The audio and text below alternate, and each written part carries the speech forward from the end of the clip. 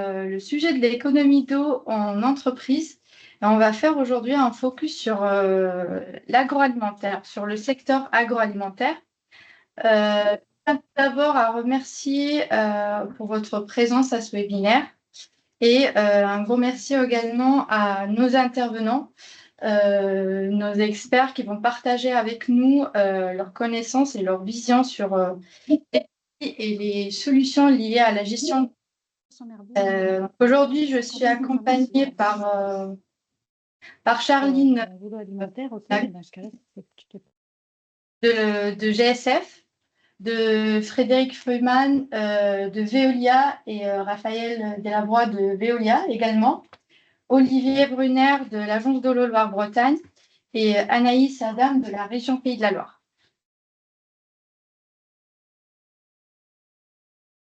Et partager mon écran pour la présentation.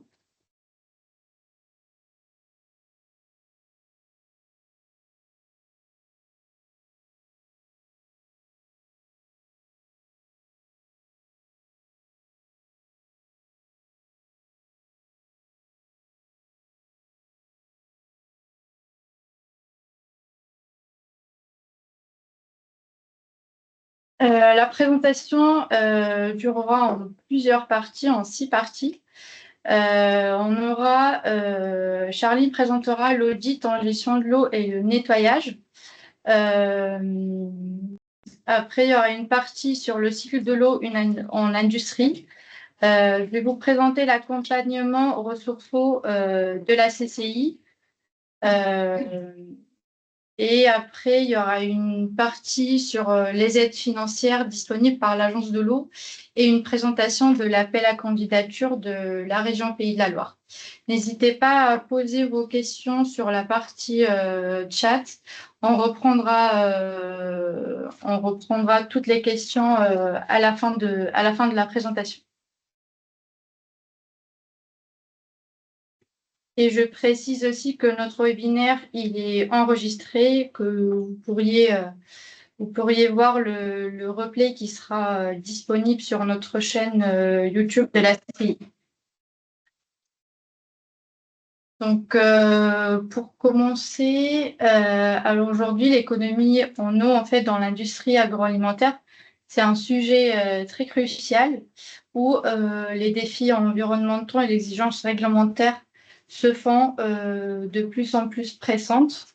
La ressource en eau aujourd'hui est essentielle à la production alimentaire et la gestion de cette eau elle est devenue un impératif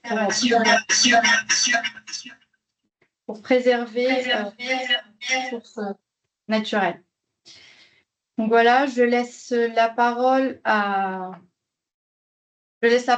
Charline pour présenter l'audit de GSF et le nettoyage dans l'industrie agroalimentaire. C'est parti. Bonjour à tous. Moi, c'est Charline Acroutz. Je suis ingénieure conseil agroalimentaire chez GSF. Donc, GSF, pour faire un petit contexte, c'est un peu plus d'1 milliard d'euros de chiffre d'affaires sur le territoire national, plus de 42 000 collaborateurs, 159 établissements en France. Et sur la partie agroalimentaire, on a 105 millions d'euros de chiffre d'affaires en agroalimentaire pour plus de 380 sites clients. Donc, on est bien en place sur ce secteur et on bénéficie d'une équipe dont je fais partie, de 9 experts techniques dédiés qui viennent en appui des exploitants sur les sites et des clients sur divers sujets, notamment les économies d'eau. Alors, ici, je pense. Je n'arrive pas à avancer. Alors, tout d'abord, il est important d'avoir quelques chiffres, quelques ordres de grandeur en tête avant de démarrer. Donc, le nettoyage, c'est le premier poste de consommation d'eau chez les entreprises agroalimentaires. Ça, ce chiffre de 43%, il est issu d'une étude de l'ABEA qui a été menée en 2023. Donc, ABEA, Association bretonne des entreprises agroalimentaires. Et la phase cruciale du nettoyage, c'est la phase de prélavage qui représente 60% du temps total de la prestation. Et donc, on estime une consommation moyenne de 8 à 10 mètres cubes selon le matériel qu'on va utiliser lors du nettoyage, si c'est un surpresseur mobile ou bien une installation centralisée. Dernier point, on constate en fait, sur les sites agroalimentaires, là où il y a exploitation des données relatives à la consommation d'eau, une remontée qui peut aller de hebdomadaire à mensuel d'informations aux opérateurs sur leur consommation globale lors du nettoyage. Donc, la présentation va s'articuler en 4 temps. Tout d'abord, on va se focaliser sur la mesure qui est indispensable avant de mener toute démarche. Ensuite, une partie qui va s'attacher aux prérequis, aux bases en fait, à mettre en place sur le terrain. Et enfin, on ira sur des solutions un peu plus avancées, telles que le PCAS, qu'on appelle le plan de continuité d'activité sécheresse, qui va répondre du coup, aux évolutions de notre temps. Et enfin, on aboutira à la phase de conclusion. Tout d'abord, les indicateurs, c'est la base. Vous avez la citation de Deming à l'écran. Ce qui ne se mesure pas ne s'améliore pas. Donc, il faut d'abord connaître l'état initial de la consommation d'eau sur un site pour pouvoir savoir quelle démarche mener. Donc, qu'est-ce qu'on suit? Est-ce que c'est la consommation globale du site? Est-ce qu'on arrive à en extraire le nettoyage? Est-ce qu'on arrive à faire le distinguo avec le process? Quel est l'historique? De quelle installation on dispose? Est-ce qu'on suit l'eau chaude, l'eau froide, les deux? Enfin, voilà, c'est vraiment pouvoir savoir où on en est avant d'enclencher la réflexion. Ensuite, sur la mesure, GSF a sorti en 2023 la solution Eau Connectée. Donc, c'est une solution clé en main qui consiste en fait à installer des capteurs connectés. Donc, vous voyez un appareil à l'écran, des capteurs connectés. Donc, leur avantage, c'est qu'ils sont non invasifs. En fait, on les clipse sur les canalisations. Et ils sont adaptés à l'environnement agroalimentaire et ses contraintes, telles que l'utilisation d'eau notamment, et l'environnement humide ou réfrigéré.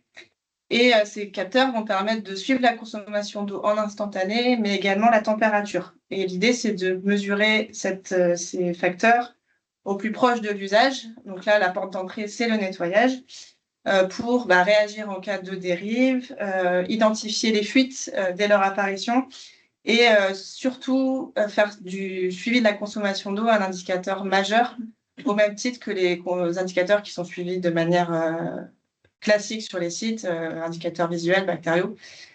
C'est pouvoir informer les utilisateurs tous les jours sur leur consommation d'eau et pouvoir corriger les comportements qui seraient déviants.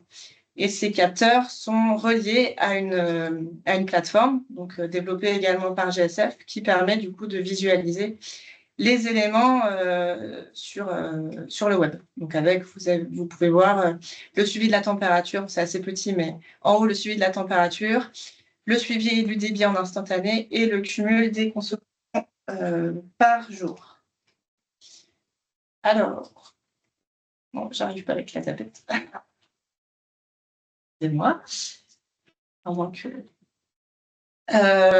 donc, on a fait une installation chez un de nos clients, du coup, installation connectée, qui est fonctionnelle depuis septembre 2023. Donc, vous avez à l'écran le visuel des cumuls qu'on peut extraire de la plateforme. On a la possibilité d'extraire d'ailleurs des données comme on veut, par Excel, etc., si on veut exploiter davantage les éléments.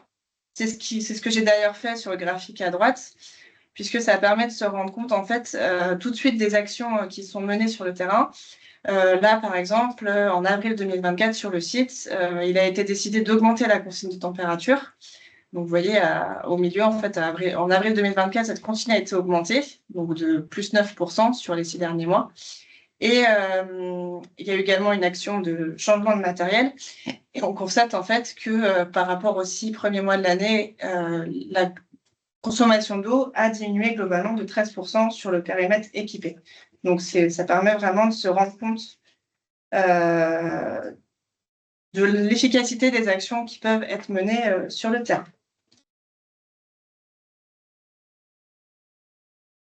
Ensuite, on va passer à la partie consolidation des prérequis, consolidation des fondations.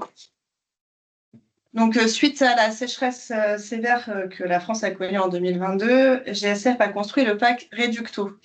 Donc, le pack Reducto, ça permet de faire un point zéro sur le site en enclenchant une démarche d'audit. Donc, on passe en revue les 6M, matière, méthode, main-d'œuvre, milieu, matériel, maintenance. Et donc, l'idée, après, c'est de faire un état des lieux et de déclencher un plan d'action. Donc, on peut, par exemple, citer la chasse aux fuites, qui va être un exemple plein de bon sens, facile à mettre en œuvre, puisque facilement, on résout la fuite, on répare, on coupe le robinet et on permet, sur, par exemple, une fuite de 2 litres minute sur toute une durée de prestation, on va pouvoir diminuer la consommation d'eau de 7,2 m3 sur l'ensemble d'une prestation, ce qui n'est pas négligeable. Donc, l'idée de tout ça, c'est de mettre en place un plan d'action correctif, de s'inscrire dans une démarche d'amélioration continue.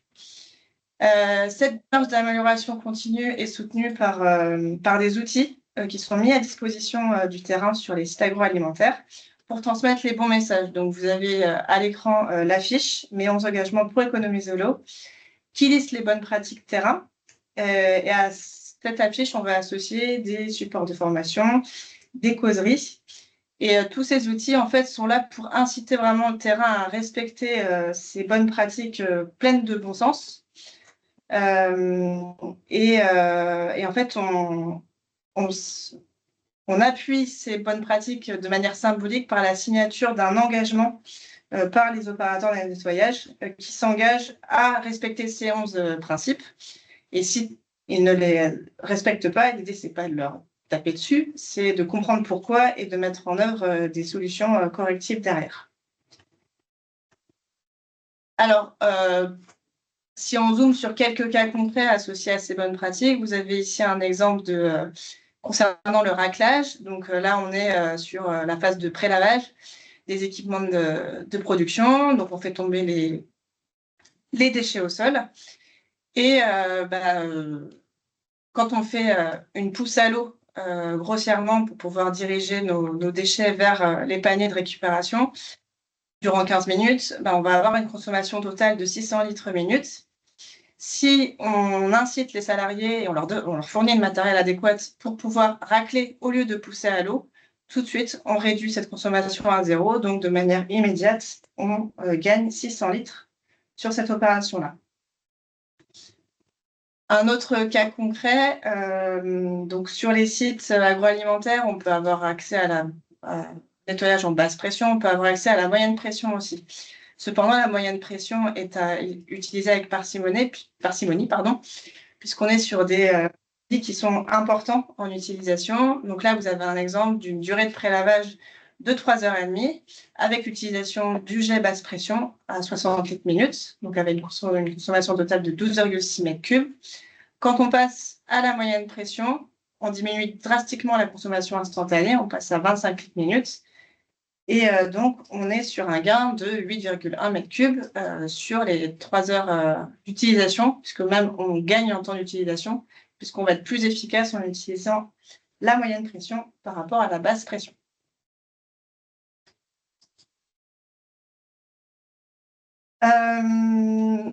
Là, vous avez un cas de mise en place de la démarche Reducto sur un site client, donc avec une équipe de 5 opérateurs, et on constate une diminution. Donc là, la durée de mise en place, ça a été mis en place en juillet 2022 et jusqu'à février 2023, des mesures ont été faites.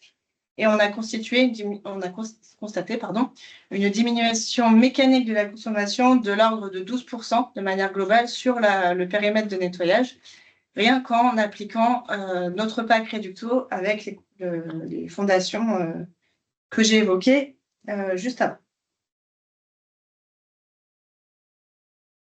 Donc, maintenant qu'on a consolidé la situation, qu'on sait où on en est, qu'on sait mesurer, l'idée, c'est de se préparer à répondre aux situations de crise. Donc là, on va plutôt parler de situation de crise sécheresse pour s'y préparer. Il est nécessaire que GSF se mette autour de la table avec ses clients pour construire un plan listant des actions d'économie d'eau. Donc pour cela, on a une vingtaine de solutions techniques à notre disposition que l'on va mettre dans un pot commun et choisir collectivement en fonction du contexte du site et en fonction aussi du niveau de crise sécheresse dans lequel on pourrait se retrouver. Donc, le plan de continuité d'activité sécheresse répond à 2 visions. La première, donc c'est ce que je disais juste avant, c'est répondre à une situation de crise. Donc là, on doit le déclencher rapidement et il doit produire son efficacité de manière immédiate. Donc là, vous avez un exemple de solution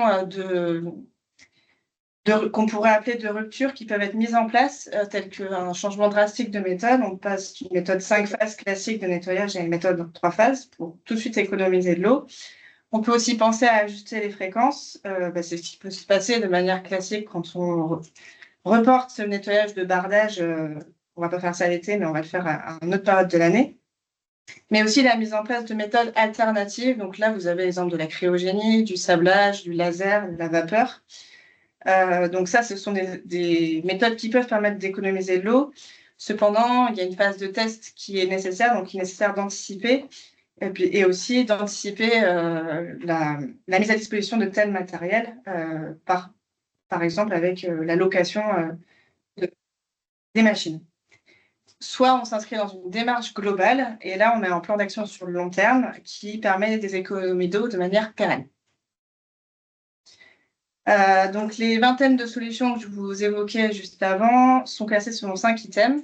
Vous avez la mécanisation et l'automatisation, l'adaptation du matériel ou de la méthode, l'intégration de nouveaux produits chimiques et la réutilisation des eaux de nettoyage.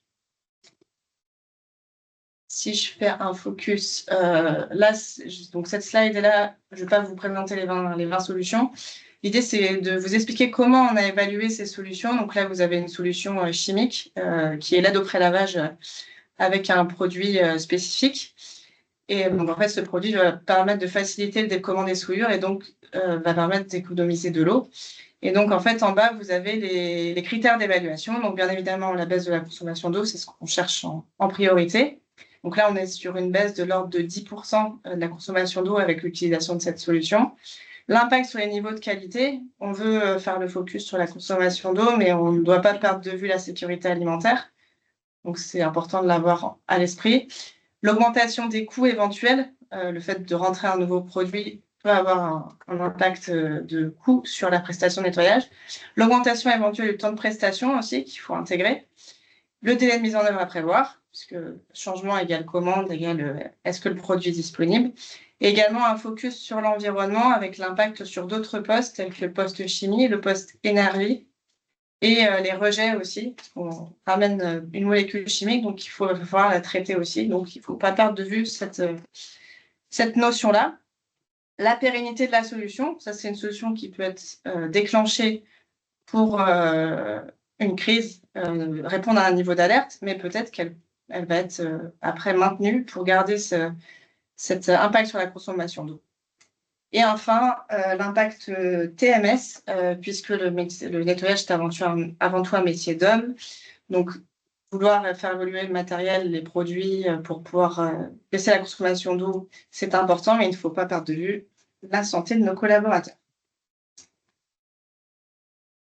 La mise en place du PCA sécheresse se traduit par un support de synthèse que vous voyez la page de garde à l'écran.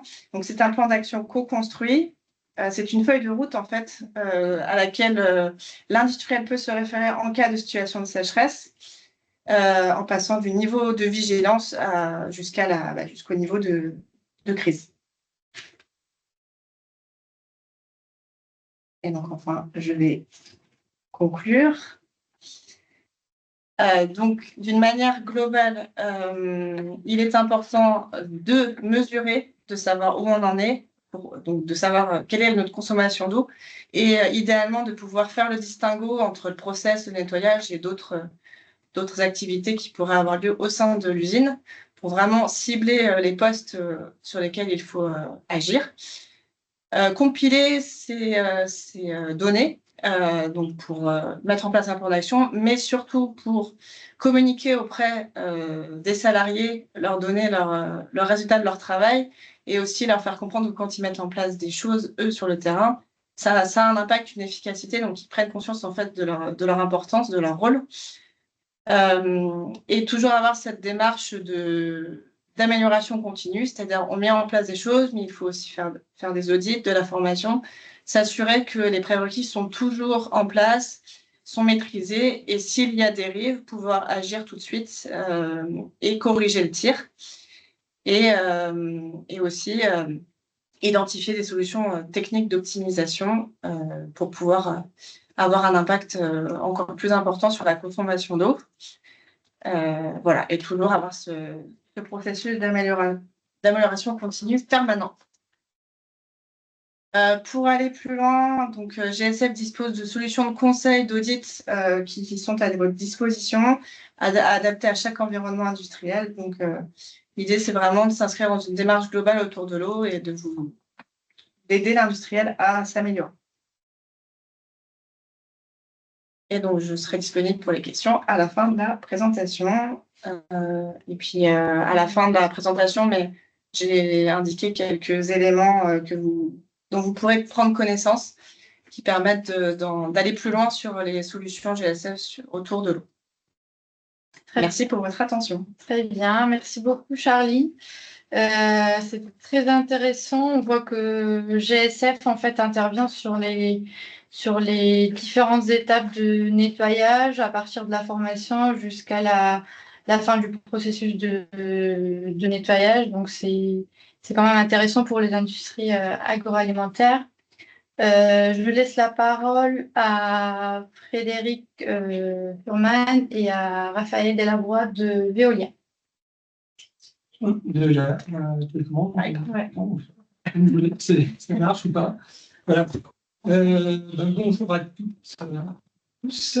Tout d'abord, on tient à remercier la CCI des Pays de la Loire de nous accueillir et de nous permettre de présenter notre organisation et nos solutions pour le cycle de l'eau dans l'industrie. Donc, moi, je suis Raphaël Delabroix, je suis responsable développement industrie sur la région centre-ouest de Veolia Eau. Et je suis Frédéric Furman, donc responsable développement en France sur le marché reuse et recyclage pour l'industrie au sein de Veolia Water Technology. Alors, chez Veolia, notre approche se veut à la fois pragmatique et innovante, tenant compte des réalités économiques, tout en plaçant une préservation de la ressource en eau au cœur de nos préoccupations. Nous allons aborder 3 points essentiels, donc notre structure organisationnelle et les domaines d'expertise de Veolia Eau, nos solutions de recyclage et d'économie d'eau de Veolia Water Technology et des retours d'expérience sur les sujets d'économie d'eau en industrie. Notre région Veolia Eau de Centre-Ouest est composée des régions Bretagne, Centre-Val de Loire, 2 départements de Nouvelle-Aquitaine et surtout la plus belle des régions, les Pays de la Loire. Sur la région CTO, nous avons à peu près 1700 collaborateurs. En ce qui concerne les Pays de la Loire, nous sommes environ 500 collaborateurs répartis sur une dizaine de sites d'exploitation, ce qui permet de garantir un maillage opérationnel optimum. Au-delà de nos activités auprès de nos collectivités, nous sommes présents sur 150 sites industriels pour l'exploitation des ressources en eau, des eaux de process, des traitements des eaux usées, ce qui nous donne une très bonne vue et une bonne expertise du cycle de l'eau dans le milieu industriel. Nous proposons un accompagnement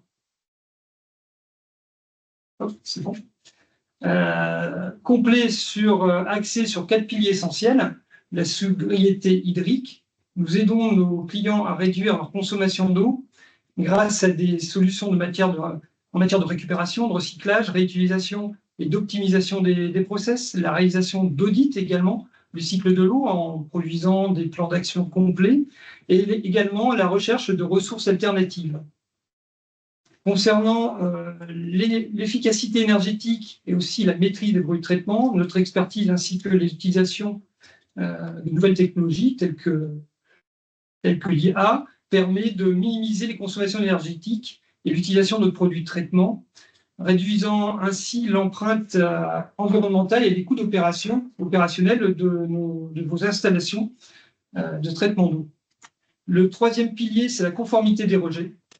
Notre expertise se déploie au travers des services d'assistance et de gestion opérationnelle des systèmes de traitement des eaux. Notre objectif principal est d'assurer une conformité totale avec les réglementations environnementales les plus exigeantes, que ce soit applicable au rejet des stations d'épuration, aux eaux de process ou à la qualité d'eau avec la recherche et le traitement de micropolluants. Le quatrième pilier, qui va être la conception et l'optimisation des installations, le retour d'expérience de nos exploitants, conduisent à la proposition d'amélioration et de fiabilisation des installations de traitement des eaux industrielles. Nous procédons également à des études et à la construction adaptée aux besoins spécifiques de chaque industrie. Et bien sûr, dans ce cadre, la mise en œuvre de systèmes de récupération et de recyclage des eaux, tels que le RIOUT, qui est l'un des leviers essentiels à la sobriété hydrique. Dans la mise en œuvre de ces 4 points, nous prenons des engagements forts dans l'accompagnement du cycle de l'eau dans l'industrie, avec la garantie de la performance environnementale et la sécurisation de vos ressources. Nous nous engageons pour chacun de nos clients industriels qu'ils puissent bénéficier d'un partenaire de confiance alliant la performance économique, responsabilité environnementale et conformité réglementaire, capable de transformer leur gestion de l'eau en un atout stratégique. Je donne maintenant la parole à Frédéric, qui va vous présenter les solutions de recyclage et d'économie d'eau. Merci Raphaël.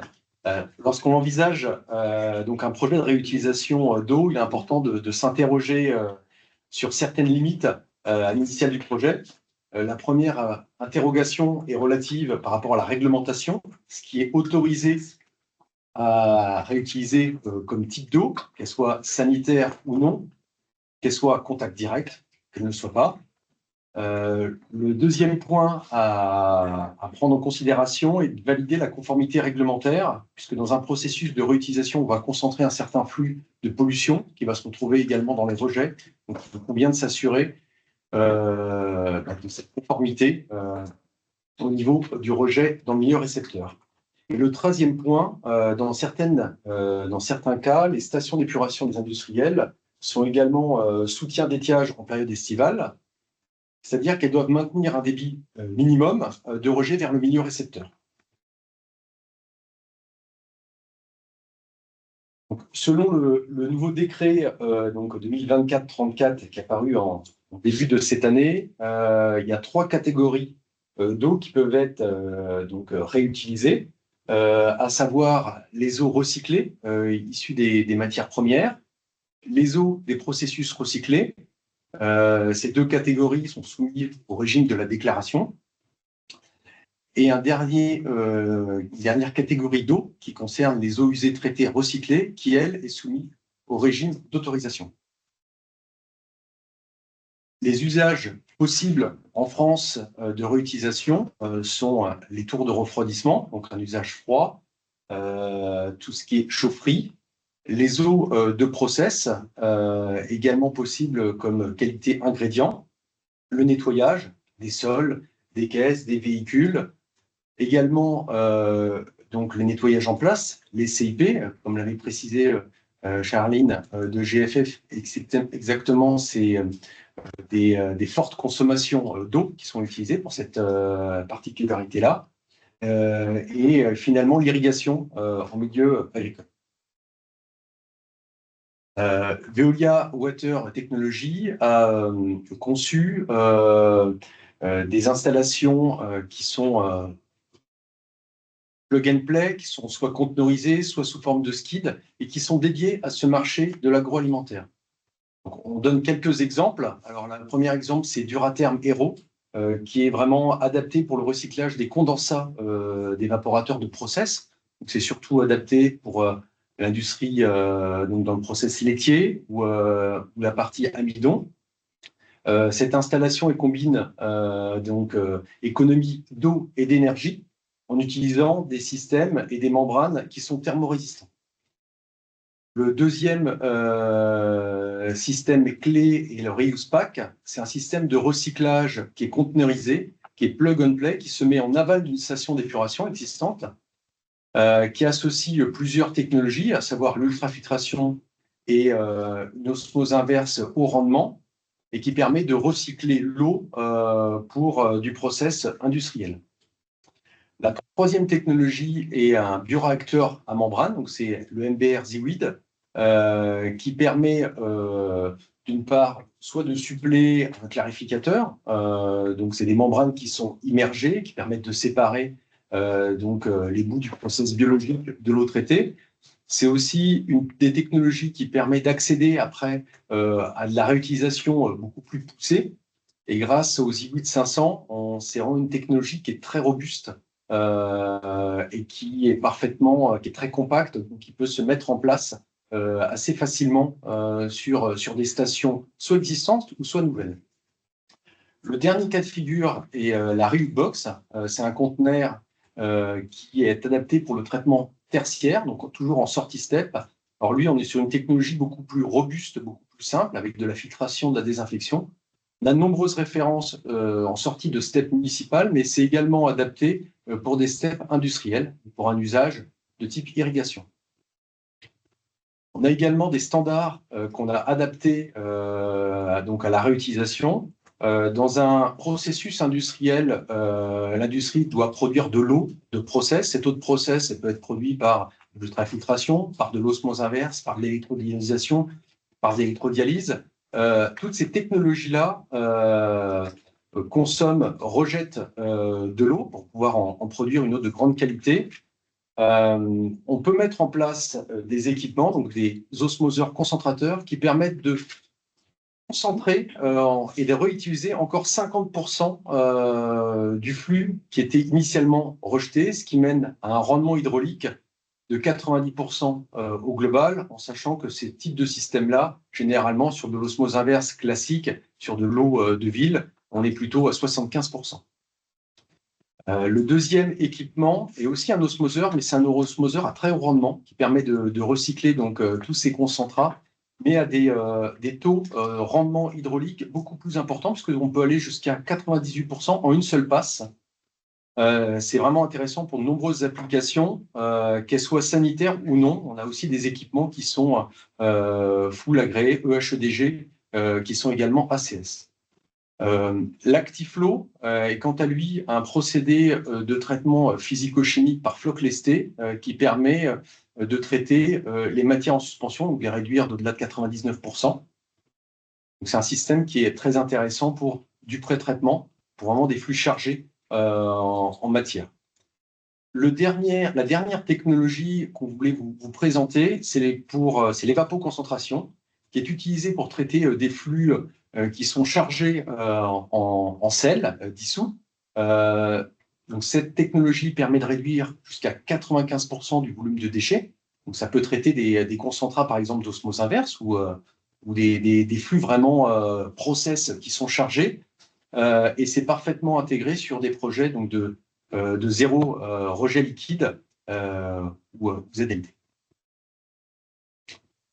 Nous allons vous présenter deux études de cas. La première étude de cas est relative à Brioche-Pasquier. Brioche-Pasquier qui est situé donc, au Cerqueux, dans le Maine-et-Loire. Donc, au niveau du contexte de ce projet, Pâtisserie et Brioche-Pasquier utilise de l'eau potable sur son site pour deux types d'usages. Le premier usage est relatif à de l'alimentaire, pour fabriquer les recettes, et également pour les nettoyages. Le deuxième usage est pour du refroidissement industriel, donc non alimentaire. Le site dispose également d'une station d'épuration qui est déjà équipée d'un bioréacteur à membrane et qui permet donc de traiter et de valoriser aussi cette eau pour de l'irrigation agricole. Pour l'usage non alimentaire, il a été envisagé de mettre en place une unité de recyclage pour traiter en fin de compte et réutiliser cette eau donc en 2000. Là, vous avez une représentation schématique du process qui a été mis en place donc sur les effluents sortis du réacteur à membrane. Donc, la capacité de traitement était de 3 mètres cubeurs. C'était le besoin en production sur ce refroidissement, et une cuve tampon, de la préfiltration fine, une unité d'osmose inverse et un système de désinfection par chloration. Les applicatifs étaient donc les tours aéro-réfrigérants ainsi que les condenseurs. Donc, on a une eau qui est vraiment conforme et déminéralisée pour ces applications-là. Ça a permis d'avoir une économie sur la ressource d'à peu près 20 000 m3 à l'année. Là, vous pouvez voir donc, sur la photographie de gauche l'installation qui est composée, donc il y a les cuves amont et la cuve aval d'eau traitée avec le conteneur de réutilisation, le local technique, où il y a aussi les installations de pompes du bioréacteur à membrane. Et sur la photographie de droite, vous pouvez voir en première vue les systèmes de filtration. L'osmoseur qui est situé sur le fond de l'installation et l'installation de nettoyage en place de cet osmoseur d'un premier niveau. Là, vous avez une représentation schématique du bilan hydrique des pâtisseries après le projet. Après le projet, donc, les usages, donc, ils utilisent 24 000 m3 à l'année d'eau potable qui sont répartis pour les recettes, pour l'activité NEP, pour les tours et les condenseurs, donc les tours aéroréfrigéreurs et les condenseurs. Tout ça, tous ces effluents de nettoyage et des condenseurs sont traités sur la station d'épuration, puis sur la station de réutilisation. 16 000 m3 par an sont recyclés pour ces activités froides. Et il y a 15 000 m3 par an qui est irrigué. Donc, c'est le rejet final de la station d'épuration et qui est irrigué, donc, et puis après rejeté dans un ruisseau.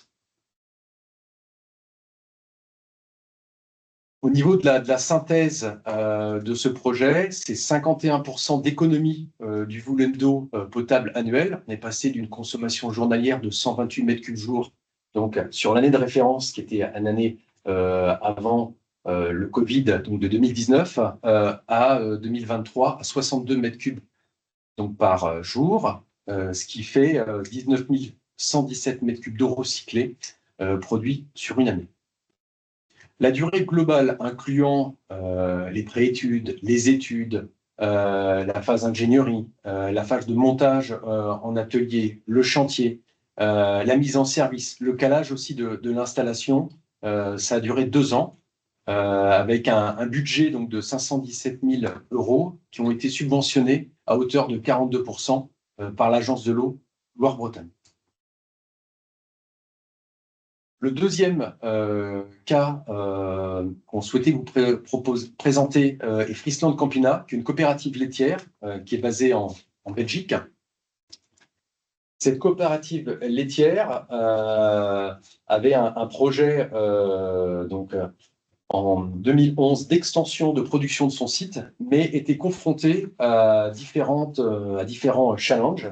Donc Veolia a accompagné Friesland Campina selon les drivers qui avaient été définis, à savoir une augmentation du coût de l'eau de ville, le permis d'extraction d'eau de forage, parce qu'ils avaient également un besoin important d'eau et donc ils utilisaient de l'eau de forage qui était limitée, et une capacité de station municipale qui ne pouvait pas absorber le surplus d'effluents liés au surplus de production.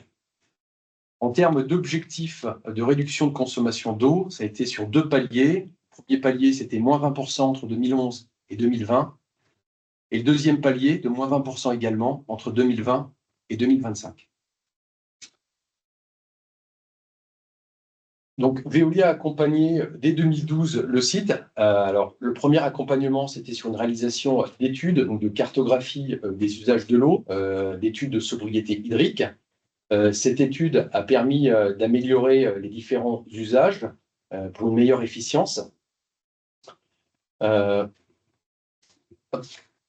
J'étais un petit peu vite. Là, on voit une situation qui est avant-projet et une projection après extension de l'usine. Donc, on avait avant-projet une consommation d'eau de ville de 250 000 m3 à l'année. Après l'extension, c'était estimé à plus 80%. L'eau de forage, on ne pouvait pas aller au-delà des 650 000 m3 à l'année. En termes de capacité d'eau usée, on était à 900 000 m3 à l'année de rejetés, qui est rejeté sur la station municipale principalement. Et après l'extension, on allait jusqu'à 1,1 million de m3 à l'année, soit un équivalent de 22 000 habitants, d'une ville de 22 000 habitants. Donc, la première étape que je vous ai parlé précédemment était sur l'efficience et l'accompagnement en 2012 dans leur process. En 2013, nous avons accompagné Friesland Campina donc à travailler sur la réutilisation des eaux issues des matières premières, à savoir les condensats. En 2015, nous avons construit une nouvelle station d'épuration, donc la propre au site, et également installé une installation de réutilisation des eaux traitées.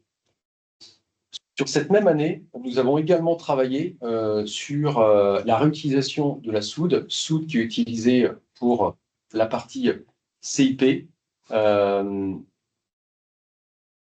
qui est important, qui est utilisée de manière importante sur la laiterie et dans le processus agroalimentaire. Donc là, c'est le focus sur la petite boucle. La petite boucle, c'est la réutilisation des condensats. Les condensats, on peut les appeler aussi les ECML, donc ils sont issus des matières premières. Ils sont plutôt chauds, donc 40-50 degrés. Ils sont une faible salinité et faiblement chargés en matière organique. Les technologies qui ont été mises en œuvre sont un biofiltre, qu'on appelle le bioprotecteur, qui est un filtre traitement biologique, l'ultrafiltration, puis l'osmose inverse, et pour terminer sur une désinfection ultraviolet. Le rendement de l'installation était de 80%. Donc ça a permis une économie d'eau de 150 000 m3 par an.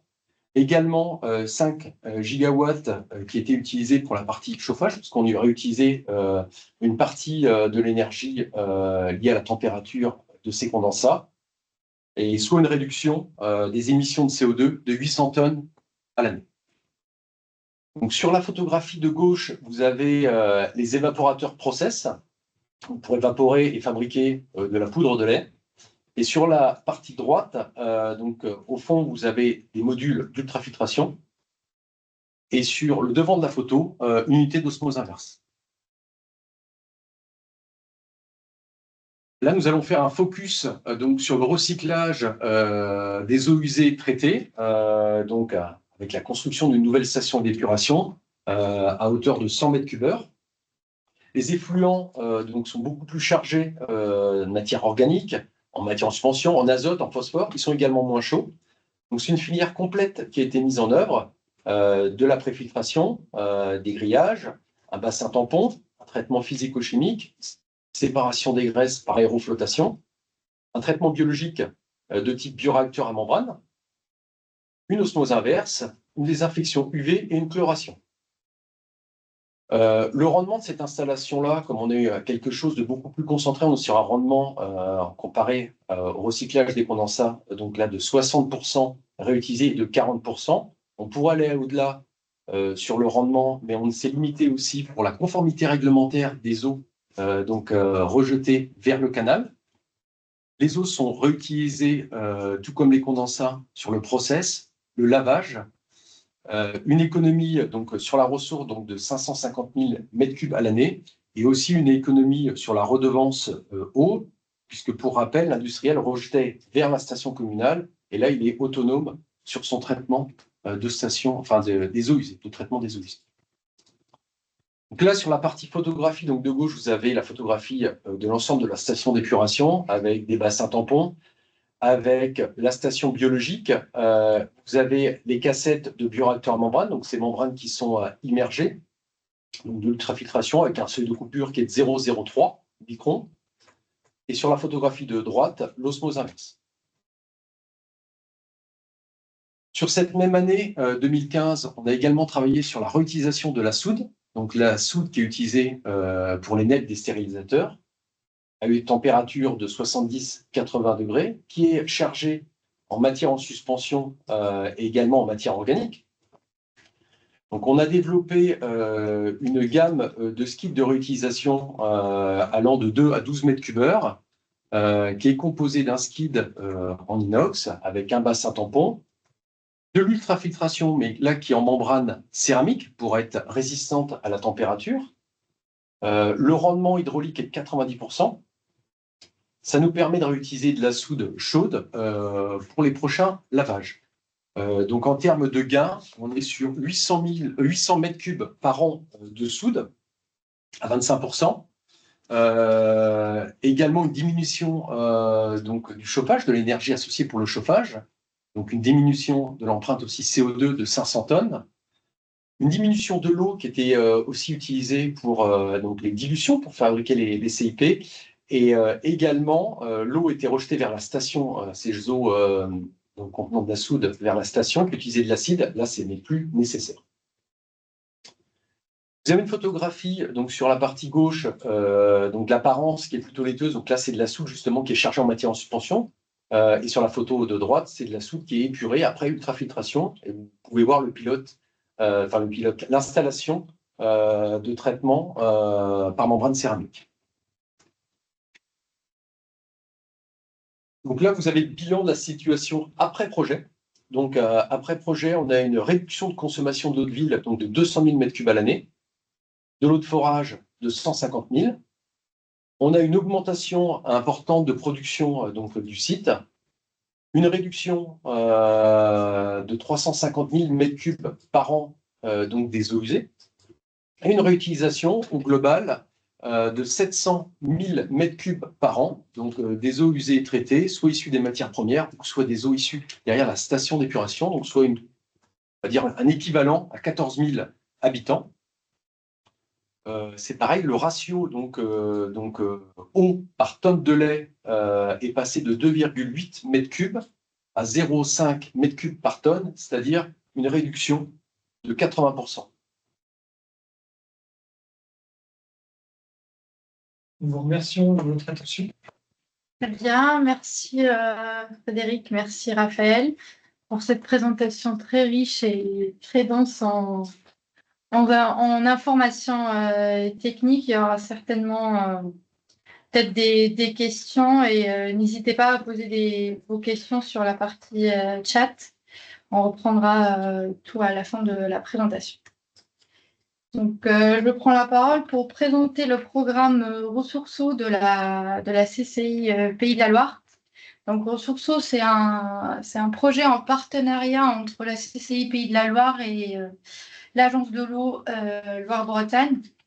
Les entreprises, en fait, ce programme, il est destiné aux entreprises qui consomment entre 10 000 et 100 000 m3 par an. On accompagne également les petites entreprises pour des conseils. On n'écarte pas les entreprises qui consomment moins de 10 000 m3, mais on les accompagne pour les sensibiliser sur les enjeux liés à l'eau et pour les aider à aller chercher des offres de solutions et des aides financières, soit de la région, soit de l'agence de l'eau. Voilà, pour entrer plus en détail sur notre accompagnement, donc l'accompagnement individuel, on passe à 4 parties sur le processus de l'accompagnement. La première chose, ça va être la visite de l'entreprise et la collecte des données des consommations d'eau. Après, on passera à l'analyse des données et à la rédaction du rapport. Donc, on fournit un rapport de pré-étude aux entreprises avec une partie analytique, donc une analyse détaillée des consommations d'eau, des factures, des redevances et des relevés de compteurs. Et on propose un plan d'action qui est priorisé et personnalisé selon chaque entreprise, selon le profil de l'entreprise et le besoin de l'entreprise. Sur cette partie, nous, vraiment, la CCI, on intervient sur la toute première partie pour aider l'entreprise en fait à structurer leur démarche d'économie d'eau et à leur fournir les outils et les informations nécessaires pour pouvoir avancer sur leur projet. Donc, la troisième étape, on fait la restitution avec le référent de l'entreprise et on fait un suivi de 6 mois ou 1 an pour suivre les actions engagées, pour suivre l'avancement du projet. Ce programme, il est 100% pris en charge par la CCI et par l'Agence de l'eau. Donc, aucun reste à charge pour l'entreprise. Ressourceau a été initié en 2021 et 36 entreprises à accompagner dans le cadre de l'accompagnement individuel. On a aussi un autre volet, le volet sensibilisation, donc qui se traduit par l'organisation des webinaires, des journées d'information ou de sensibilisation auprès des entreprises et des ateliers collectifs pour sensibiliser l'entreprise aux enjeux liés à la ressource en eau. On collabore souvent avec les collectivités, les EPCI sur toute la région. La CCI intervient sur tous les départements de la région Pays de la Loire et on accompagne les entreprises, toutes les entreprises qui se situent dans la région. Pour finir, sur ma partie, on a développé récemment un flash diag eau qui permet de tester la maturité de l'entreprise et identifier les pistes d'amélioration et de développement. C'est un questionnaire de 5 minutes, c'est une vingtaine de questions qui en fait présente à l'entreprise à la fin du questionnaire.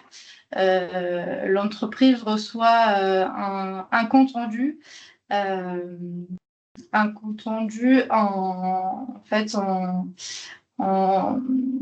présentant le profil de l'entreprise, soit novice, engagée ou expérimentée, avec des préconisations et des actions prioritaires. Vous avez le QR code du Flash Diag, n'hésitez pas à aller le tester. Et je laisse la parole à Olivier Brunner de l'Agence de l'eau Loire-Bretagne. Bonjour à tous. Voilà, un petit mot quand même sur l'Agence de l'eau Loire-Bretagne, sur une diapo pour vous dire que c'est une dame qui a aujourd'hui 60 ans. Elle est née de la loi sur l'eau de 64 et elle est sous tutelle, cette dame de 60 ans. La tutelle du ministère en charge de l'écologie et la tutelle en charge du budget et des finances, puisque voilà, on vit de redevances qui sont prélevées sur le bassin. Aujourd'hui, 75% de nos recettes se fait via la facture d'eau des particuliers et les 25 autres pourcents sont prélevés auprès des usagers industriels ou du monde agricole. Donc, on apporte une vue globale sur l'ensemble des problèmes attachés à l'eau depuis une soixantaine d'années. Le document stratégique pour les agences de l'eau, c'est le SDAGE, le schéma directeur d'aménagement de gestion des eaux, qui a été adopté en 2022, qui couvre 6 ans. Et l'actualité aujourd'hui, vous allez être sollicité dans cette actualité, c'est l'état des lieux qui datait de 2019 et qui va être dépoussiéré avec un état des lieux qui devrait être adossé au futur SDAGE en 2025. Et donc, des consultations vont avoir lieu dans les prochaines semaines, sur les prochains mois, auprès des régions, des départements, des chambres consulaires. Et chacun d'entre nous est aussi interrogé sur la politique de l'eau. Alors, on apporte un appui technique et financier sur essentiellement 3 thématiques, la lutte contre les pollutions, la gestion de la ressource en eau, on y reviendra, et puis également, et de plus en plus, sur le grand cycle de l'eau et notamment sur la protection et l'amélioration de la qualité des milieux aquatiques. Donc, tout ce qui est la continuité, zones humides, sont des sujets sur lesquels on intervient de plus en plus. Alors, pour ça, on a...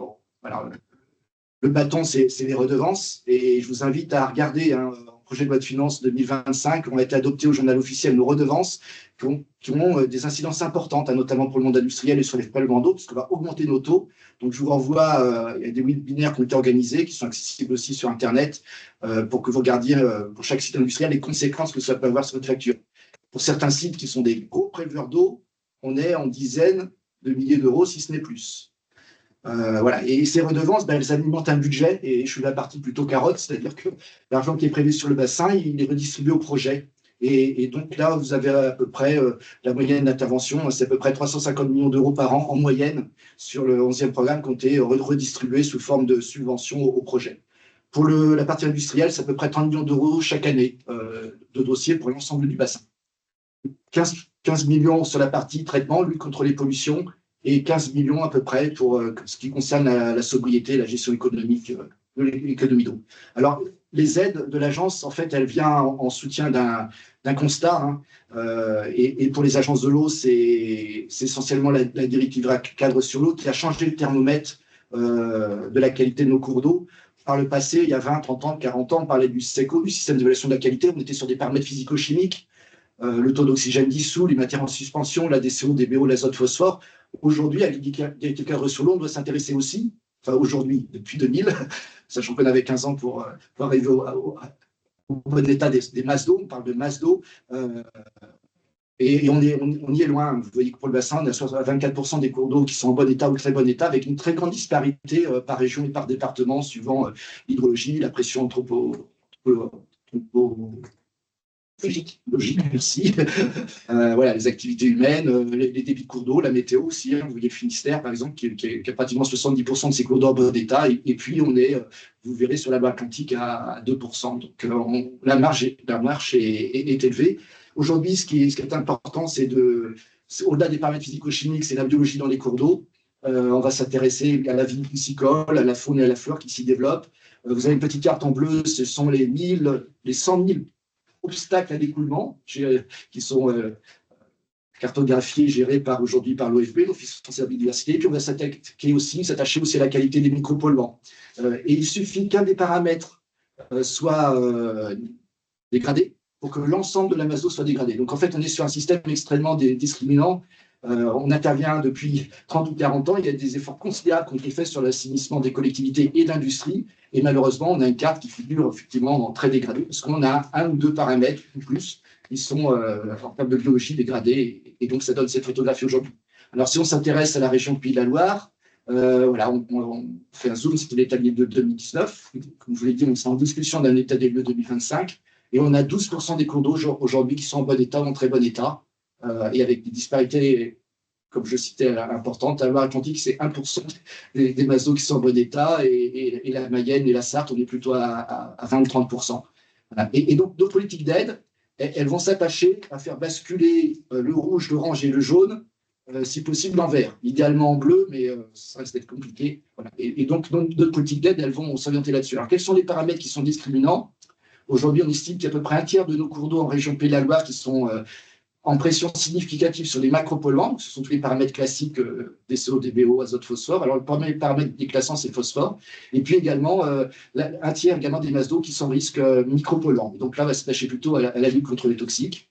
Et puis, puisque le thème de cet après-midi, c'est la gestion quantitative, c'est la sobriété, on a les 2 tiers de nos cours d'eau qui sont en pression hydrologique, donc attachés à des manques de débit en période d'étiage, à des obstacles à l'écoulement, à des plans d'eau qui se sont multipliés et qui n'arrivent pas à retrouver le cours d'eau naturel. Et donc, l'enjeu de nos politiques va être de changer les pratiques et faire en sorte qu'on puisse retrouver, idéalement, malgré les difficultés parfois météorologiques, de l'eau dans les cours d'eau et de l'eau de qualité. Alors, si on s'intéresse au prélèvement, ça, c'est des données que j'ai récupérées de l'Adréal, Pays de la Loire, qui sont relativement récentes. Quand on s'intéresse au prélèvement en nappe ou en surface, voilà, la région, c'est à peu près 108 millions de mètres cubes hors énergie, hein, parce que quand on intègre l'énergie, on est sur des données encore plus élevées, mais l'énergie, la plupart du temps, restitue cette eau dans le cours d'eau et en Loire. On a à peu près aujourd'hui 55% des prélèvements qui assurent l'approvisionnement en eau potable. 40% assurent l'irrigation agricole, et finalement, l'industrie, on pourrait se dire que c'est relativement marginal, puisque c'est 28 millions de mètres cubes, c'est à peu près 5% aujourd'hui des prélèvements, ce qui ne va pas néanmoins nous empêcher de travailler sur ce sujet au-delà des 2 autres thématiques. Quand on regarde quels sont les types d'activités qui nous prélèvent de l'eau, évidemment, la région Pays de la Loire, je crois que c'est la 2e région de production agricole. On retrouve les industries agroalimentaires, c'est le graphique de gauche, avec 45% des prélèvements attachés à cette activité. Et puis, on a une trentaine d'établissements qui prélèvent plus de 500 000 m3 d'eau par an, et une centaine qui sont à plus de 100 000 m3 d'eau par an. Donc, c'est vrai que pour l'agence de l'eau, on va s'attacher d'abord plutôt à la priorité sur ces sites, et on va décliner après nos politiques sur des sites de moindre consommation. Alors, la CRCI m'avait demandé de faire un petit peu un regard dans le rétroviseur. Pour l'agence de l'eau Loire-Bretagne sur le site de Nantes et du Mans pour la région Pays de la Loire, on a accompagné sur le programme actuel qui s'achève en décembre à peu près 323 dossiers industriels. Donc, un dossier industriel égale un dossier d'aide pour nous en subvention. 140 dossiers concernaient la lutte contre la pollution, dont une cinquantaine plus particulièrement les micropolluants. Et puis, de plus en plus, on voit cette part de dossiers sur le quantitatif qui prend de l'importance. En cumul, ça représente presque, un peu plus de 12,6 millions d'euros d'aide, et à part égale entre des dossiers de subventionnement sur la lutte contre la pollution et à 50% sur le quantitatif. Alors, quand on intervient sur les économies d'eau, en fait, on subventionne à la réalité des économies d'eau économisées. Et donc, on estime par rapport à ces 183 dossiers quantitatifs qu'on a à peu près économisé, réduit la pression, ça doit de l'ordre de 3,3 millions de mètres cubes, ce qui est pas négligeable. Et puis, je vais passer rapidement, mais vous pourrez les regarder. Je pense que le diaporama sera mis en ligne. Mais voilà, là, vous avez la part entre les dossiers spécifiquement attachés aux activités agroalimentaires. Est-ce qu'ils sont en vert, le nombre de dossiers par rapport aux autres activités industrielles? Et vous avez également en cumul d'aides, les aides apportées par rapport aux activités industrielles. Un dernier diapo sur le bilan du 11e programme pour l'Agence de l'eau. Dans les activités agroalimentaires, c'est 165 dossiers qui ont été traités. Et puis, vous avez la typologie des dossiers. Donc, vous voyez une majorité d'études, c'est les 123 dossiers en bleu sur la gauche.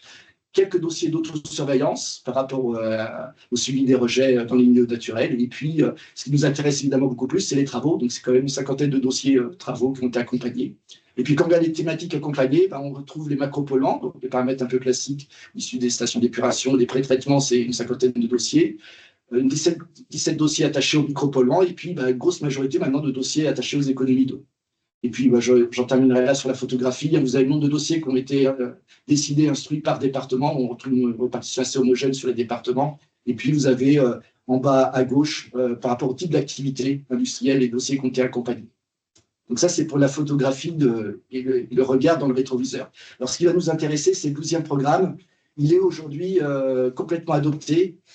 C'est un travail presque d'un an, un an et demi avec nos administrateurs. Vous savez qu'en termes de gouvernance, on a un comité bassin et un conseil d'administration. On retrouve les régions, les départements, les collectivités territoriales au sens large, donc des villes importantes, les agglomérations, mais aussi les petites communes rurales. On retrouve les usagers de l'eau agricoles et industriels qui sont représentés. Et puis également tout ce qui est association de consommateurs d'eau et de protection de la nature. Ça représente 190 membres qu'on met autour d'une table une fois ou deux fois par an, et c'est eux qui définissent le programme, et c'est à eux qu'on a présenté donc, ces nouvelles modalités. Alors au niveau industriel, pour aller dans le concret, nos priorités, ça va être de travailler toujours sur la lutte et la maîtrise des pollutions organiques et bactériologiques. Et pour ça, on a une liste. Alors le pays, c'est du jargon agence de l'eau. C'est les établissements prioritaires industriels, mais je ne vais peut-être pas le développer aujourd'hui. C'est bien entendu continuer le travail sur la maîtrise et la réduction des micropolluants, avec en priorité d'abord la connaissance, les mesures, et puis après travailler idéalement à la réduction à la source. Et puis si on n'y arrive pas, passer au traitement, mais c'est vraiment la partie extrême qu'on n'a pas réussi à engager les réductions à la source. C'est l'objet de notre présentation cet après-midi, c'est les économies d'eau. Avec, ça a été dit aussi en introduction, le premier élément, c'est de connaître ses points de consommation, et puis d'avoir un plan d'action qui soit hiérarchisé, et avec la réduction, le recyclage, la réutilisation des eaux. Et pour l'agence de l'eau, une priorité à la sobriété, donc aux process qui sont moins consommateurs d'eau. Et ça aura d'ailleurs une influence sur l'auto, j'en dirai deux mots dans quelques secondes. Alors, des dossiers qu'on a beaucoup moins, mais que j'aimerais bien voir apparaître dans le secteur industriel, c'est mieux gérer les eaux pluviales. On a beaucoup de programmes actuellement avec les collectivités territoriales sur la désimperméabilisation, sur la déconnexion des eaux pluviales au réseau. C'est un vrai sujet, parce qu'aujourd'hui, on a beaucoup de bypass de stations d'épuration avec des conditions météo un peu compliquées. Et quand on commence à mettre de la métrologie sur ces points de déversement, on se rend compte que les flux qui sont rejetés au milieu naturel ne sont pas négligeables. Et donc, tous les mètres carrés désimperméabilisés, déconnectés au réseau d'eau pluviale des villes nous intéressent. Et on a des modalités pour ça. Et puis, de façon peut-être plus marginale, mais pour des gros sites industriels, on peut être aussi amené à intervenir sur la restauration des milieux aquatiques et le développement de la biodiversité. Voilà, j'attends les premiers dossiers sur ces sujets. Alors, notre accompagnement, il porte bien entendu sur les études préalables et les travaux, avec une prédilection pour la réduction à la source, plutôt qu'un traitement bout de tuyau. On a des subventions pour le monde industriel qui vont de 40% à 70%. Et pour l'industrie, en fait, depuis maintenant plusieurs programmes, on notifie notre système d'aide à Bruxelles, puisqu'on est dans le secteur concurrentiel. Et donc, on instruit un dossier suivant 2 régimes.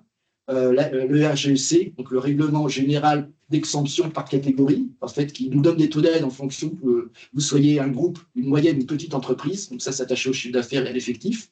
Et puis, pour des montants plus modestes, on arrive à utiliser ce qu'on appelle le régime de minimis, enfin, le règlement de minimis, qui permet d'aller sur des taux d'aide déplafonnés, en fait, à partir du moment où un site industriel, en termes d'aide publique, est dans la limite de 300 000 € sur 3 années glissantes. Alors, la nouveauté du 12e programme, alors, on n'a pas de seuil haut, c'est-à-dire qu'on peut avoir un dossier d'1 million, 2 millions, 5, 10 millions. Bon, après, on voit comment on le gère au niveau de notre budget général, mais par contre, on a des seuils mini, c'est-à-dire que si les dossiers de travaux sont inférieurs à 10 000 €, on ne va pas l'instruire.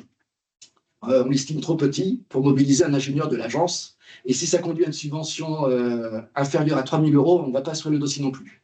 Donc, voilà, on s'attache plutôt à des dossiers qui ont certains volumes.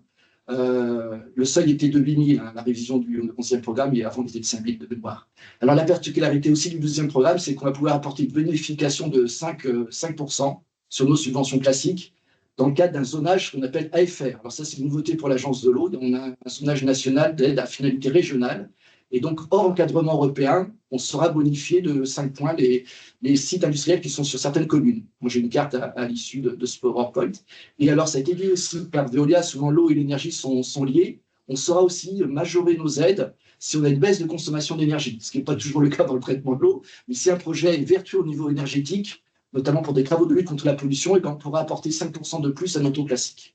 Et voilà. Et puis, dernière particularité, on peut aussi signer, non pas un dossier classique qu'on a ponctuellement par un site industriel, on peut signer un accord de groupe qui, en fait, regroupe un centre de sites industriels et sur lequel on a une programmation d'études et de travaux idéalement sur 3 ans. Et voilà, avec un engagement du site industriel, enfin, ou des sites industriels et de l'agence de l'eau sur une programmation. Donc ça, je pourrais en discuter éventuellement avec certains d'entre vous aussi. C'est un outil qui peut être intéressant parce que ça permet aussi de financer des choses qu'on ne financerait pas par rapport à une demande ponctuelle, notamment les luttes contre la pollution. Alors, les taux d'aide, spécifiquement attachés à l'économie d'eau et à la sobriété, voilà. Donc, vous avez ici les 2 régimes, RGEC et règlement des minimis. Voilà. Et suivant le régime, on intervient sur des taux d'aide qui sont conséquents, de 40 à 70%. Tout ce qui va être attaché à la sobriété hydrique, les études et les travaux, voilà, on n'a pas de couple à fond, c'est-à-dire qu'on prend le projet tel qu'il est et on applique notre taux d'aide. Tout ce qui va être recyclage ou utilisation, on fait tourner l'eau en boucle sur un site où on fait de la reroute, là on est plus limitatif parce que le taux d'aide est de 40 à 50%. Et par contre, on plafonne le montant pris en compte. On avait au 11e programme à 20 € du mètre cube. Là, on passe à 60 € du mètre cube. Donc voilà, suivant les économies d'eau attendues par le projet de recyclage ou de reuse, on plafonnera le montant pris en compte sur lequel après on appliquera notre subvention. Et puis une particularité aussi qui peut intéresser certains sites, tout ce qui va être action de sensibilisation, de communication, que ce soit des dépenses en régie, en interne ou par un prestataire extérieur. Voilà, on doit pouvoir le financer aussi à raison de 50%, voilà, pour sensibiliser notamment le personnel, faire savoir les projets qu'on a développés. On peut financer des actions de communication. Alors, parfois, il nous arrive quand même de faire des refus sur des dossiers. Et les motifs de refus, comme ça permettra de clarifier aussi un certain nombre de points. On est un établissement public, donc on ne peut pas financer quelque chose sur lequel vous avez signé votre marché ou signé les devis. Il faut absolument nous solliciter en amont et attendre notre autorisation. Alors, la particularité du 12e programme, c'est qu'on est en train de développer un nouveau logiciel d'aide qui s'appelle Rivage, qui est déjà utilisé sur 2 autres agences. Et à partir de mi-janvier, je vais être prudent, j'allais je disais 1er janvier, mais je pense que ce sera plutôt autour du 15 janvier, quand un industriel nous déposera une demande d'aide, via Rivage, c'est complètement dématérialisé, il aura tout de suite une autorisation de démarrage. Ça ne voudra pas dire que l'agence de l'eau interviendra ou pas, mais au moins il sera couvert par ce mail de réception de dépôt. Ça, c'est un vrai progrès pour l'agence, parce que par le passé, on a connu des fois des semaines ou des mois où l'industriel est dans l'attente de l'autorisation. Donc là, maintenant, on sera en fluidité complète. Évidemment, il faut que l'établissement soit couvert par une autorisation réglementaire. Il va être difficile de présenter un dossier pour nous à décision de nos administrateurs si le dossier est illégal. Autrement, pour les arrêtés de mise en demeure, on sait financer aussi Voilà, vous êtes mis en demeure pour des respects de normes sur un rejet de milieu aquatique. Par contre, il faut que ce soit absolument notre décision d'aide doit être avant l'échéance de la mise en demeure. Donc, vous avez souvent un délai. Et donc, voilà, vous avez l'intérêt de nous informer le plus en amont possible. On est évidemment en discussion régulière avec les DREAL et les DDLPP sur ces sujets. Alors, on est parfois sollicité sur le financement de l'assistance à maîtrise d'ouvrage. Alors, je dis ça motif de refus parce qu'en fait, ces dépenses-là, on les intègre dans le coût des travaux. C'est-à-dire qu'on ne traite pas le dossier individuel, on les prendra en considération en complément du coût des travaux. Les seuils financiers, je l'évoquais, un dossier d'investissement à 8 000 € de travaux, on fera probablement un refus. Donc, c'est vrai que les artisans, les PME-PMI sur des petits dossiers, malheureusement, échappent à nos aides, sauf dans le cadre exceptionnel d'opérations groupées. On arrive à faire des opérations collectives, parfois sur certains métiers. Et ça, c'est demain, je crois que je suis avec la Fédération du bâtiment. Enfin, voilà, on peut, mais des opérations groupées, on ne veut pas de petits dossiers individuels.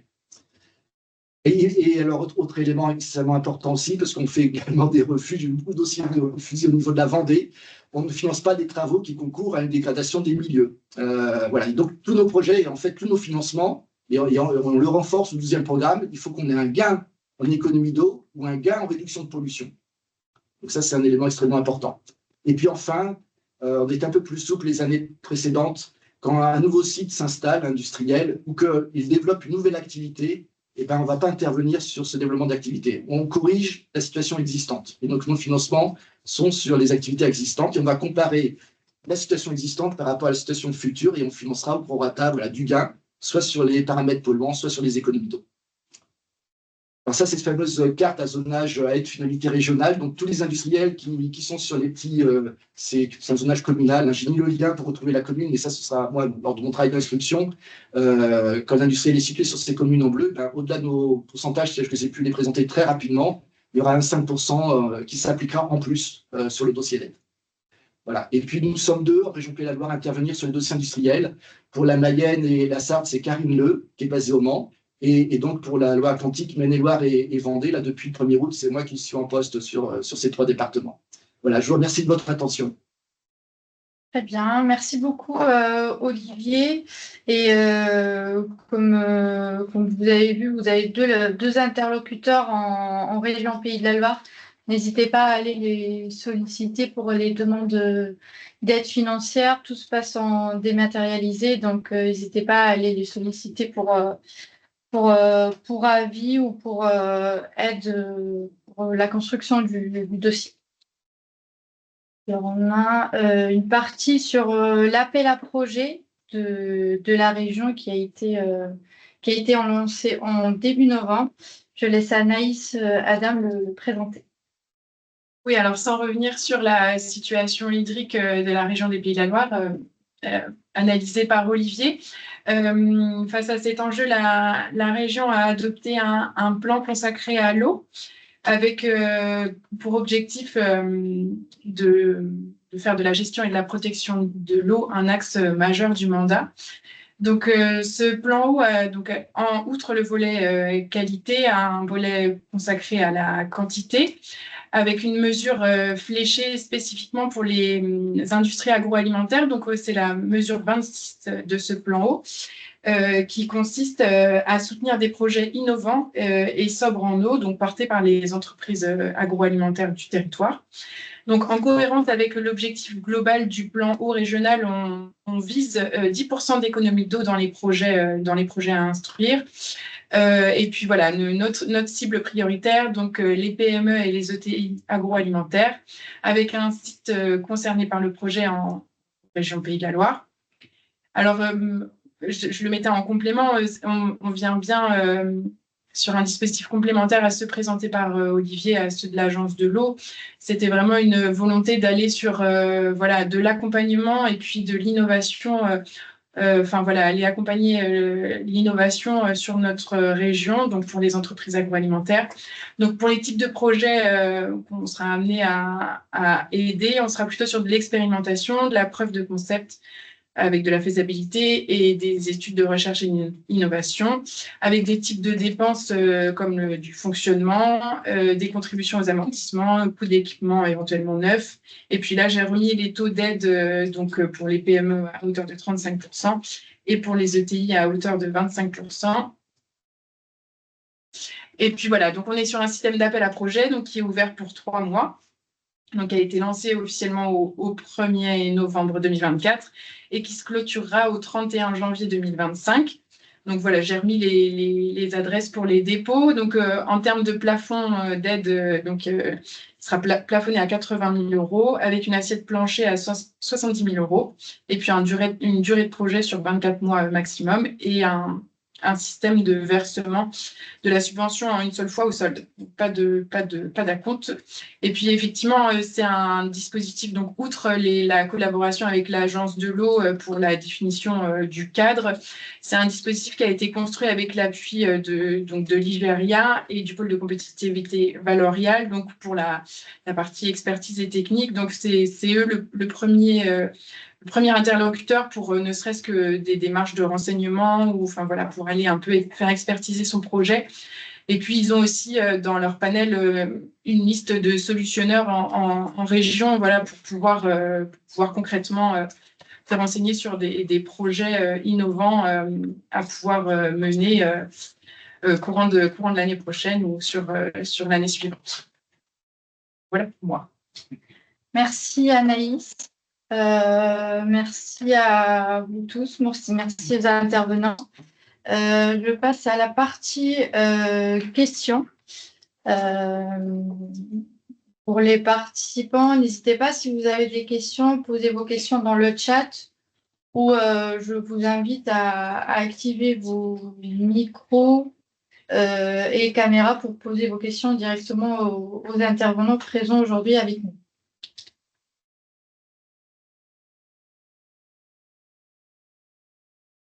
Merci.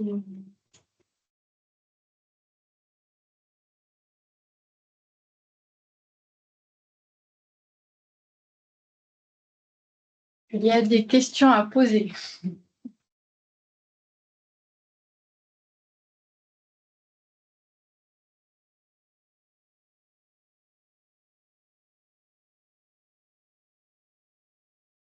Je pense qu'on était tous clairs pour nos présentations. Moi, j'ai quand même deux petites questions à Charline et après à Frédéric.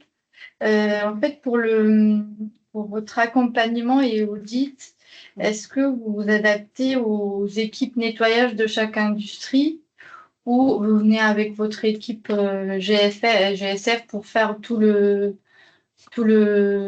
process de nettoyage, audit, conseil Sur l'activité d'audit d'accompagnement des industriels, en fait, c'est l'un d'entre nous, c'est-à-dire les 9 experts agro à GSF qui interviendra pour réaliser les missions d'audit. Alors, suivant la taille de l'équipe, on aura besoin d'être plusieurs ou pas, parce qu'il va falloir couvrir tout le périmètre de nettoyage. Parfois, il y a nettoyage du jour, nettoyage de nuit, nettoyage de week-end. Il faut pouvoir s'organiser pour pouvoir auditer tout le périmètre.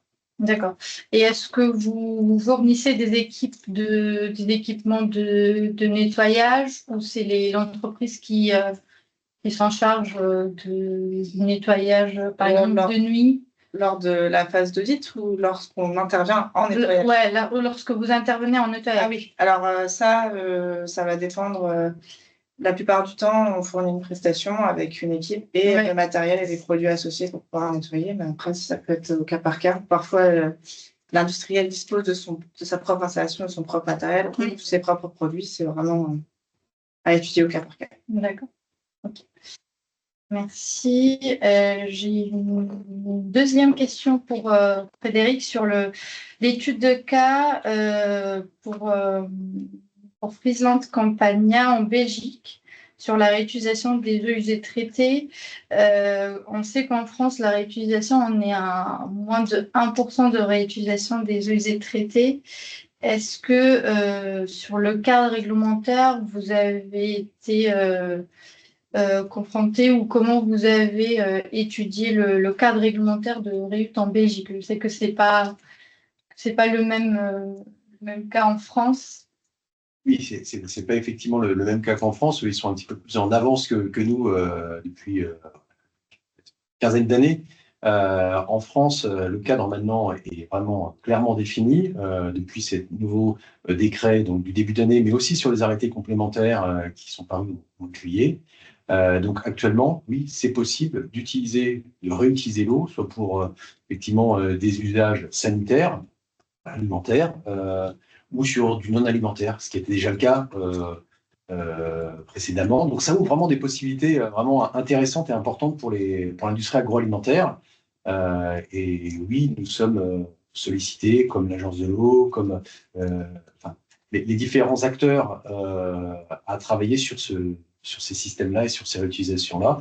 Et on s'inspire beaucoup, effectivement, des pays, on va dire, du nord de l'Europe, parce que ils sont beaucoup plus en avance que nous, puisqu'ils utilisent cette eau-là, juste comme même de l'eau ingrédient. Donc, ils vont effectivement extrêmement loin. En France, le cadre réglementaire le permet. Je pense qu'il faut y aller par étapes et commencer, effectivement, par peut-être cette fameuse petite boucle, utiliser les eaux déjà qui sont issues des matières premières, quand il y en a, bien sûr, hein, quand c'est possible également, parce que des fois ça peut être compliqué, et s'attaquer, on va dire, vraiment en dernière mesure, après toute l'optimisation, l'amélioration, les audits,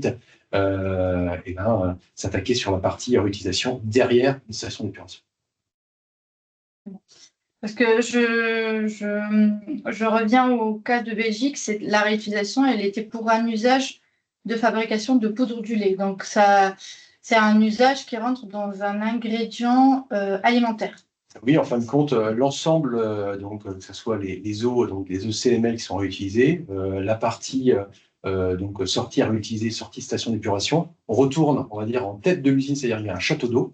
Sur ce château d'eau-là, il y a aussi effectivement un apport d'eau de ville et d'eau de forage. Alors, cet apport-là aussi important parce que les technologies qu'on utilise, on déminéralise l'eau, donc on va avoir un déséquilibre au niveau des liquides calco-carboniques, donc avec une eau beaucoup plus agressive. Et c'est important de pouvoir la reminéraliser pour que ça soit adapté à l'ensemble des matériaux, des équipements de l'industriel, d'avoir aussi une qualité qui soit stable.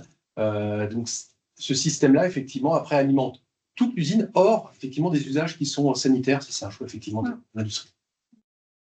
Personnel. Très bien, merci pour cette clarification. Une dernière question pour Olivier.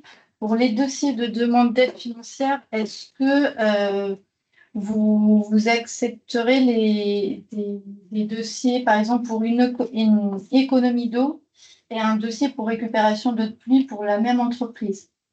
Il n'y a pas de procéder. Il n'y a pas de. Pour 2 projets. Pour 2 projets, pour 3 projets, pour 4 projets. Moi, j'ai en tête des dossiers industriels. C'est un peu ancien, mais sur Usine Saint-Silver à Dunkerque, on avait un dossier par mois déposé auprès de l'agence sur des projets effectivement d'économie d'eau, de recyclage, de lutte contre les pollutions, du sol pluvial. On n'a pas de limite à partir du moment où c'est dans nos modalités. Enfin, si, on a quand même une limite, c'est qu'au bout d'un moment, nos lignes budgétaires sont encadrées et donc. Voilà, là, on a une année un peu compliquée cette année parce qu'il a fallu qu'on complète un petit peu nos interventions dans le monde agricole en début d'année, donc ça a un peu perturbé nos équilibres. Mais voilà, on a quand même quelques millions d'euros de possibilités d'intervention, mais on n'a pas de limite pour un site industriel dans le cadre de nos modalités. Par contre, je me répète, nos projets, la plupart du temps, sont plafonnés par rapport, voilà, je suis insistant, hein, mais par rapport aux gains de pollution au cours d'eau ou par rapport aux mètres cubes d'eau économisés sur le site industriel. Donc certains dossiers ne sont pas plafonnés, on les prend en intégralité, mais d'autres sont mis notre intervention financière. Alors j'avais juste un point sur la reroute, qui est effectivement sur lequel actuellement on est extrêmement sollicité, au moins sur les études, puis demain peut-être sur les travaux. 2 points de vigilance, enfin 3 points de vigilance. Le premier, et c'est pour ça d'ailleurs que la France est un petit peu en retard sur ces sujets, contrairement à l'Espagne, l'Italie ou Israël. En France, on avait de l'eau, donc c'est vrai qu'on a la technologie, on a les compétences pour faire des travaux depuis des décennies, mais comme on en avait de l'eau, on ne se posait pas trop la question. 3 points de vigilance, les aspects sanitaires. Je dis souvent de façon un peu magique qu'on a connu Pasteur et donc on a le ministère de la Santé qui est très puissant et ce qui a le plus freiné les projets. Et puis sur les projets de reroute, on va être vigilant à ce que pour certains rejets industriels, c'est eux qui font le débit du cours d'eau. Et donc c'est vrai qu'en période d'étage, on n'a plus d'eau, mais la limite de la reroute pour nous, ce sera de maintenir un minimum de débit dans le cours d'eau. Et donc, ça peut freiner certains projets qui voudraient aller jusqu'à 100% de recyclage. Et puis, l'aspect qualitatif, parce que quand on recycle, on concentre les polluants. Et donc, là où on n'a peut-être aujourd'hui pas de problème en termes de concentration sur certains paramètres, et ben, à pousser le recyclage, on peut peut-être aussi avoir des problèmes de qualité en termes de concentration. Voilà, donc au-delà de ces 3 points de vigilance, c'est pour ça qu'on est très présent sur les études. Voilà, on est très favorable. On avait une disposition du fameux SDAGE, hein, qui justement précisait que l'agence de l'eau, enfin, on avait vocation à développer la RIOUT sous réserve des 3 éléments de vigilance que je viens de citer. Très bien. Merci pour votre réponse. Je reviens aux participants en distanciel. Je vois qu'il n'y a pas de questions qui ont été posées dans le chat. On a un peu dépassé le créneau dédié. Je vais finir par vous présenter notre équipe transition écologique et développement durable à la CCI. Vous avez les contacts par CCI territorial dans chaque département, des conseillers qui peuvent vous conseiller et vous accompagner sur vos sujets de transition écologique et développement durable, sur l'énergie, sur les déchets et sur l'économie circulaire aussi. Donc, je vous invite si vous avez des questions sur ces sujets, n'hésitez pas à aller les contacter. Et je finis par vous remercier tous pour votre présence et remercier nos intervenants pour votre participation et votre intervention. Et voilà, à bientôt pour d'autres collaborations prochaines. Donc voilà, merci beaucoup à vous tous. Bonne journée, au revoir.